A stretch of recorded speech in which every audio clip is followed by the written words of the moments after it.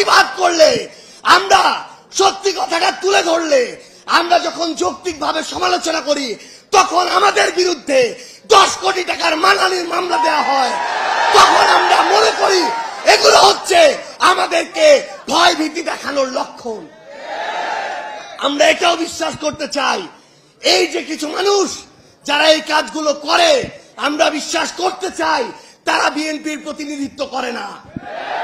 আমরা বিশ্বাস করতে চাই তারা অতি উৎসাহী হয়ে ফুটেজ খাওয়ার আশায় এই কাজগুলো করছে। কিন্তু আমরা তখনই সেটা বিশ্বাস করতে পারবো যখন দেখব এসব লোকদের বিরুদ্ধে ওই সেন্ট্রাল কমান্ড থেকে উপযুক্ত ব্যবস্থা নেওয়া হয়েছে। সেদিনে আমি একটি লেখা লিখেছিলাম। লেখার 2টা পার্ট ছিল, কারণ ঘটনা 2টা ছিল। আমাদের একজন সাংবাদিক ভাইকে বিএনপির ওইখানকার স্থানীয় একজন কর্মী আহত করেছে, এটা ছিল প্রথম প্যারা, যেটা সত্য। দ্বিতীয় প্যারা ছিল স্থানীয় একজন, আমি লিখেছিলাম চাঁদাবাজ সন্ত্রাসী। আমি স্পষ্ট করে লিখেছিলাম চাঁদাবাজ সন্ত্রাসী আমার আরেকজন সাংবাদিক ভাই তুহিনকে গলা কেটে হত্যা করেছিল।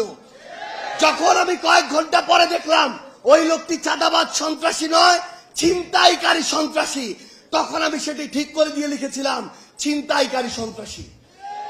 কিন্তু আজকে আমি দেখছি যে এই যে ট্যাগগুলো কিংবা এই যে মানুষগুলো যে অপকর্ম করেছিল, ওই চাঁদাবাজ, ওই সন্ত্রাসী, ওই ছিনতাইকারী, কেন ওই রকম স্থানীয় পর্যায়ের উপজেলার একজন দায়িত্বশীল সেই অপকর্মের দায়িত্ব নিজের গায়ে নিবে?